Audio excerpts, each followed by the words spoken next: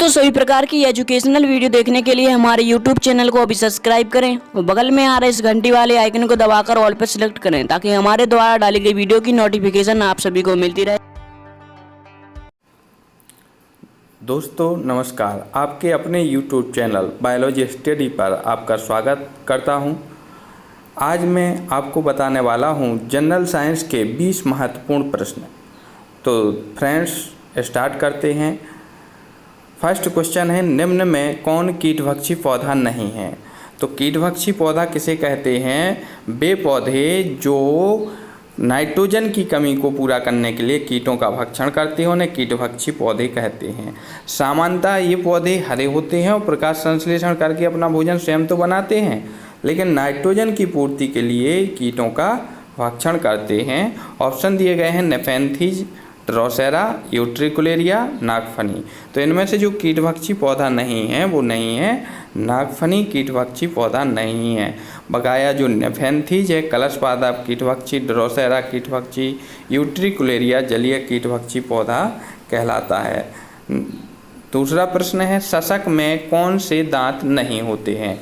शशक माने खरगोश, खरगोश में निम्न में से कौन से दांत नहीं होते हैं? इंसाइजर माने कृंतक, कैनाइन माने रदनक, प्रीमोलर और मोलर। तो इनमें से जो शशक या खरगोश में दांत नहीं होते हैं वो हैं कैनाइन, मतलब रदनक दांत शशक में नहीं पाए जाते हैं।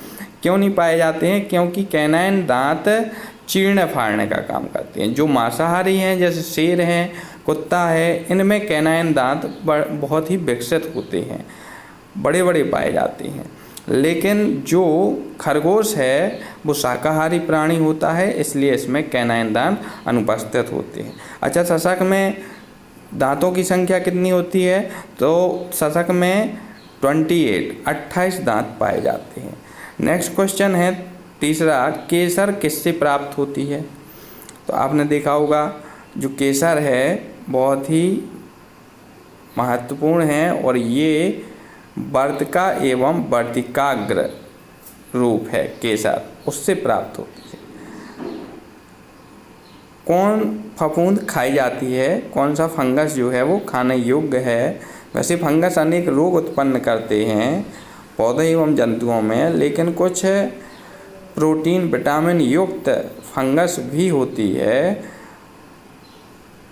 वो है एगेरिकस, राइजोपस, पक्सिनिया, स्मर्ट। तो इनमें से कौन खाई जाने वाली फफूंद है? वो है एगेरिकस, मशरूम।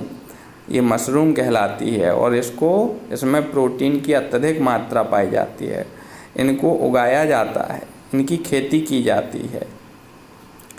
पक्सिनिया ग्रेमिनेस्टिटिसाई, इससे तो रोग होते हैं, गेहूं का स्मर्ट रोग भी होता है। तो ये राइजोपस है, पक्सिनिया है, स्मर्ट है, ये रोग उत्पन्न करते हैं। नेक्स्ट क्वेश्चन है, संयोजी कड़ी, संयोजी कड़ी का उदाहरण है? ऑप्शन दिए गए हैं, पहला है कंगारू, दूसरा है पेरिपेटस, तीसरा है ल्यूकोसोलिनिया और चौथा है खरगोश। इनमें से संयोजी कड़ी कौन सी है? तो संयोजी कड़ी है पेरिपेटस। अब संयोजी कड़ी किसे कहते हैं? कनेक्टिव लिंक किसे कहते हैं? तो दो जीवों या दो संघों या दो वर्गों के ऐसे जीव जिनमें दो वर्गों के लक्षण हों या दो संघों के लक्षण हों पाए जाते हों, वो कनेक्टिव लिंक कहलाती हैं, संयोजी या संयोजक कड़ियाँ कहलाती हैं। जो पेरिपेटस है ये जो जीव होता है इसमें एनिलिडा और आर्थ्रोपोडा दोनों के लक्षण, दो संघों के इसमें लक्षण पाए जाते हैं, इसलिए ये संयोजी कड़ी होता है। नेक्स्ट क्वेश्चन है छठवां, कौन सा पादप हार्मोन वृद्धि रोधक है? वृद्धि अवरोधक है, माने वृद्धि को रोकने का काम करता है। पहला है इंडोल एसिटिक एसिड, दूसरा है एब्सिसिक अम्ल, तीसरा है जिबरेलिन, चौथा है साइटोकाइनिन। तो इनमें से जो वृद्धि रोधक है वो है एब्सिसिक अम्ल।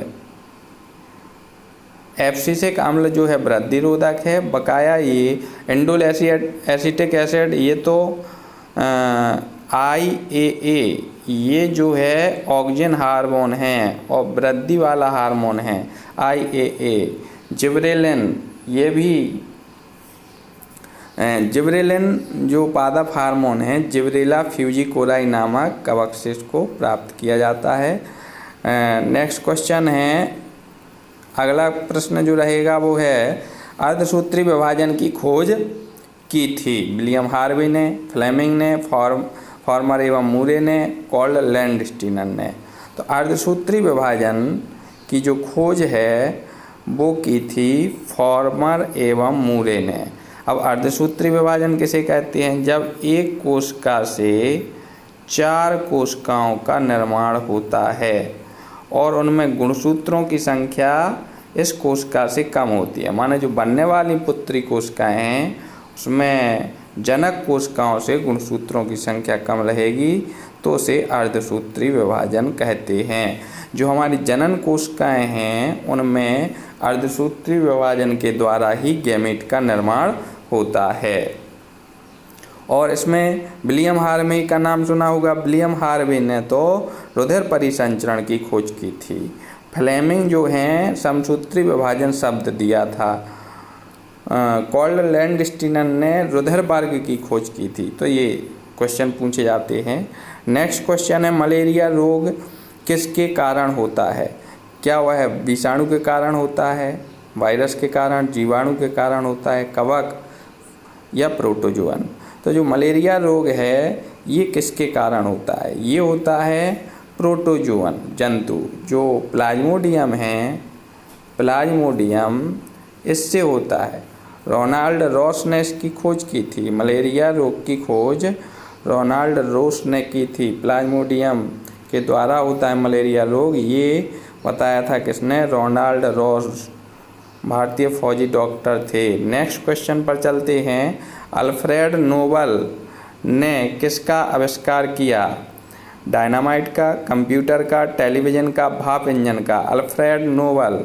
तो अल्फ्रेड नोबल ने किया था डायनामाइट का आविष्कार। इन्होंने डायनामाइट का आविष्कार किया था, लेकिन चूँकि लोगों ने डायनामाइट का उपयोग हिंसा में करने लगे थे इसलिए ये बहुत दुखी हुए थे और शांति के क्षेत्र में इन्हें पुरस्कार देना शुरू किया था। तभी से नोबल पुरस्कार स्टार्ट हुआ है। अल्फ्रेड नोबल के नाम पर ही नोबल पुरस्कार दिया जाता है। कंप्यूटर के आविष्कारक कौन थे? Charles Babbage. तो ये क्वेश्चन पूछे जाते हैं। नेक्स्ट क्वेश्चन रहेगा, किसी झील की जिसकी ऊपरी सतह हिमशीतित होकर बर्फ बन गई हो, तली पर जल का तापमान लगभग क्या होगा? आप लोगों ने देखा होगा जैसे जम्मू कश्मीर में डल झील है तो ठंडों में क्या होता है, उसकी ऊपरी जो झील है वो जम जाती है, जबकि उसके निचले वाले भाग का जो पानी है वो द्रव अवस्था में रहता है। तो वहाँ का तापमान और जो जीव जंतु हैं वो उस वहाँ जीवित भी बने रहते हैं झील के अंदर। तो वहाँ का तापमान कितना होता है तली के जल का? वो -10 degree Celsius, 0 degree Celsius, 4 degree Celsius या -4 डिग्री सेल्सियस। तो वहाँ का जो तापमान है वो होता है 4 डिग्री सेल्सियस। सी ऑप्शन इसका करेक्ट रहेगा। नेक्स्ट क्वेश्चन पर चलते हैं। समुद्र की गहराई मापने के लिए उपयोगी साधन हैं मैनोमीटर, हाइड्रोमीटर, फैथोमीटर, गैल्वेनोमीटर। तो समुद्र की गहराई किसके द्वारा मापी जाती? बहुत महत्वपूर्ण प्रश्न है। फैथोमीटर के द्वारा मापी जाती है। चलते हैं नेक्स्ट क्वेश्चन के ऊपर। नेक्स्ट क्वेश्चन रहेगा, उच्च दाब और ताप पर एथिलीन का बहुलीकरण से बनता है। एथिलीन का बहुलीकरण जब करते हैं तो बेंजीन बनता है क्या? साइक्लोहेक्सेन, ब्यूटेन, पॉलीएथिलीन क्या बनता है? तो एथिलीन का जो सूत्र है C2H4। जब इसका हम बहुलीकरण करेंगे उच्च ताप और उच्च दाब पर तो इसके बहुत सारे जो अणु हैं ये आपस में जुड़ जाते हैं। C2H4 के बहुत सारे अणु जो हैं वो आपस में क्या हो जाते हैं? जुड़ जाते हैं और किसका निर्माण करते हैं? ये बनती है पॉलीएथिलीन। बहुलीकरण से क्या बनता है? पॉलीएथिलीन का निर्माण होता है। तो इसका जो राइट आंसर होगा वो रहेगा polyethylene, D option. Next question पर चलते हैं। निम्नलिखित में से कौन सा सूत्र एल्केन को प्रकट करता है? ऑप्शन दिए गए हैं। एल्केन बताना है। एल्केन का जो सामान्य सूत्र है CnH2n+2 होता है। अब यहाँ पर देखेंगे C3H6, C9H16, C7H16, C2H5, तो कौन सा रहेगा जो एल्केन के सूत्र को डिनोट करेगा? तो एल्केन का सूत्र, इस सूत्र में n की जगह 9 रखेंगे, C9, यहाँ 9 रखेंगे, 9 दूनी 18, 9 दूनी 18 और 2। एल्केन का सूत्र कौन सा रहेगा? तो इसमें से कोई भी ऑप्शन मैच नहीं कर रहा है। तो इसका जो इसमें कोई भी एल्केन का सूत्र रहेगा, एल्केन में वो आएगा जिसमें कार्बन की संख्या से हाइड्रोजन की संख्या दुगनी हो। तो यहाँ पर 3 दूनी 6 नहीं है, 9 दूनी 18, दुगनी से 2 अधिक, दुगनी से 7 दूनी 14, हाँ 2 16। यहाँ पर ये सी ऑप्शन जो रहेगा ये करेक्ट रहेगा, क्योंकि इसमें 7 दूनी 14 और 2 16, 2 ज़्यादा का एल्केन रहेगा। और इस एल्केन का नाम क्या होगा? तो इसका नाम रहेगा हेप्टेन। हेप्टेन 7 है ना, तो हेप्टेन इसका नाम रहेगा। C7H16 इसका नाम रहेगा हेप्टेन, और ये एल्केन के सूत्र को डिनोट करेगा। चलते हैं नेक्स्ट क्वेश्चन पर चलते हैं। निम्नलिखित में से कार्बन का कौन सा अपर रूप नहीं है? कार्बन के अपर रूप बताना है, इनमें से कौन नहीं है? हीरा, ग्रेफाइट, चारकोल, ग्रेनाइट। तो इनमें से देखो हीरा और ग्रेफाइट ये तो प्रमुख अपर रूप हैं कार्बन के। चारकोल कोयला है, काजल है, ये कार्बन के अपर रूप कहलाते हैं। इनमें से जो नहीं है वो रहेगा ग्रेनाइट। तो ग्रेनाइट कार्बन का अपर रूप नहीं रहेगा। अपर रूप किसे कहते हैं? वे तत्व यौगिक जिनके रासायनिक गुण समान होते हैं लेकिन भौतिक गुण भिन्न भिन्न होते हैं, वो एक दूसरे के अपर रूप कहलाते हैं। अगला नेक्स्ट क्वेश्चन है, लाइटर में भरी जाने वाली गैस है। लाइटर में कौन सी गैस भरी जाती है? द्रवित ब्यूटेन, द्रवित एथेन, द्रवित मेथेन या बेंजीन। लाइटर आप जानते हैं, लाइटर में द्रवित ब्यूटेन भरी जाती है। तो ऑप्शन नंबर ए इसका जो है वो सही रहेगा। चलते हैं नेक्स्ट क्वेश्चन पर।